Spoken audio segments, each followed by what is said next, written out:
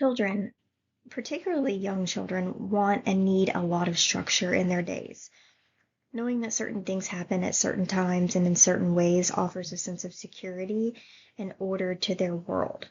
And as they get older, they can develop their own structures and depend on us less. As with most things, moderation is a key. A rigid structure that can never vary, like a dictator style, is just as bad as a structure that's so flexible that children never know what they can count on. We want to think doormat here.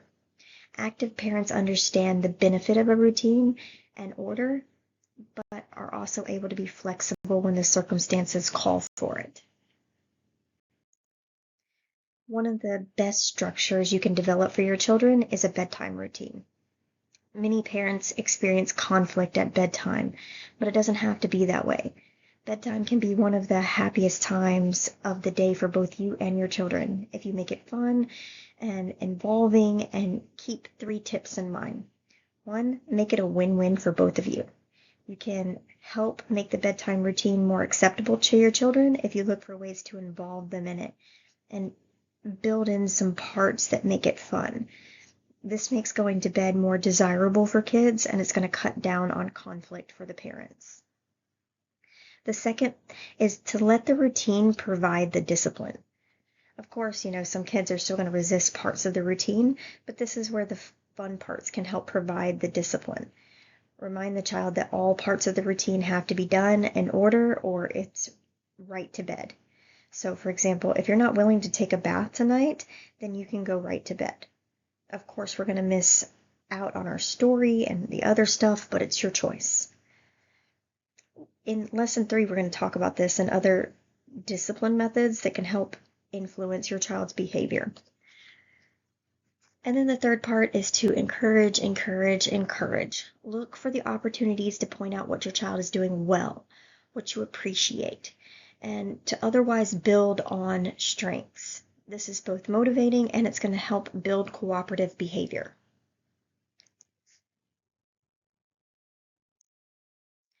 So here's a good routine that has been successful in a lot of families with young children. Bath time, that's a good way to start the routine because if you make bath time fun, children can experience it as a continuation of playtime.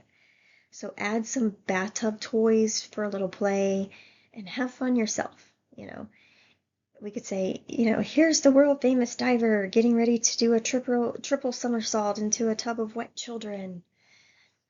Then teeth brushing. Right after bath time is a good time for teeth brushing, which may never qualify as fun, but getting your children involved and using some encouragement can at least keep them on the right track. So you might say, hey, you're doing such a good job. I really like the way you're getting to those teeth hiding way in the back. With my children, I have bought color changing toothpaste and toothbrushes that have timers on them, and it's just, or maybe they light up. It's just a fun way to get them a little bit more involved. And sometimes we play the toothbrushing song, and that usually plays for about 2 minutes, and that's about the time that it takes to brush their teeth. And then rinse, and spit. And then we have a whole routine of how we do it. So getting into a routine of how you're doing it, and that way they expect this will be done at this time, so I know this isn't going to go on forever. And then we have a bedtime story. One of the most fun parts of a bedtime routine is story time. And whether you read from a book or you make up your own story, this is going to offer a pleasant transition from the active play of the day to the quiet of bedtime.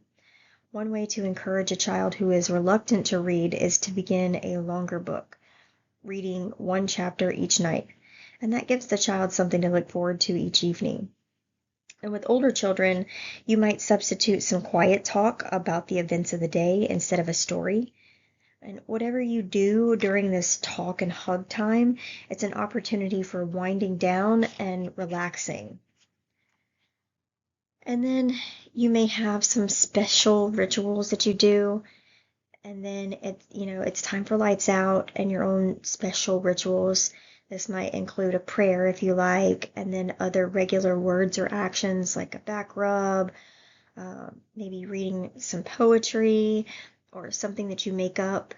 Like, for example, if all the little girls in the whole wide world were laid side by side and could choose any one of them to be my daughter, I'd choose you. And then we want to express our love. Building a positive relationship with our children is an ongoing process, and it sometimes takes steady effort. As we've seen, it's going to involve making time to have fun together, using active communication, and showing mutual respect. And most of all, a positive relationship between parent and child involves expressing love for each other. All children hunger for love, even those who make a career of acting unlovable. Children need to know that whatever else may happen, their parents love them. And you can weave expressions of love for your children into the fabric of everyday life. A kiss, a pat on the back, tussle their hair, put your arm around their shoulder, or just a warm, full-out hug. But it's going to be equally important to be able to tell your child that you love them. And, when is a good time to say, I love you? Anytime.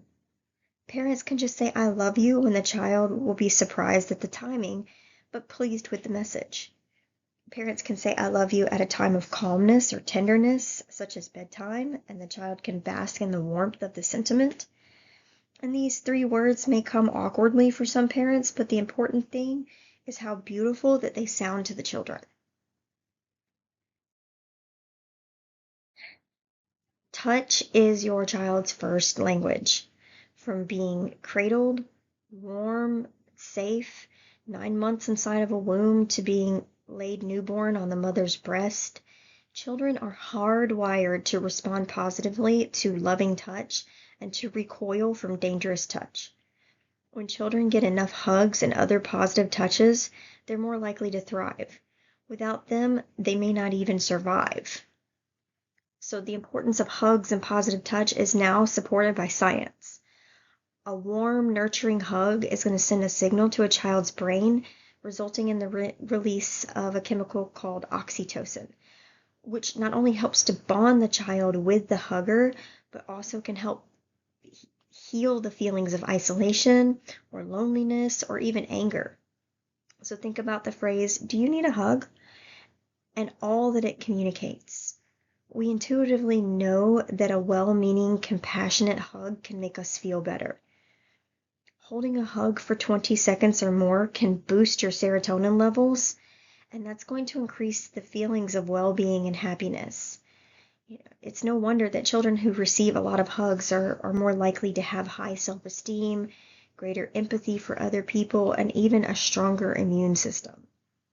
The bottom line here is be generous with your hugs, and don't be afraid to throw in an I love you along with them. How many? That's up to you. But I recommend starting out with at least 4 a day.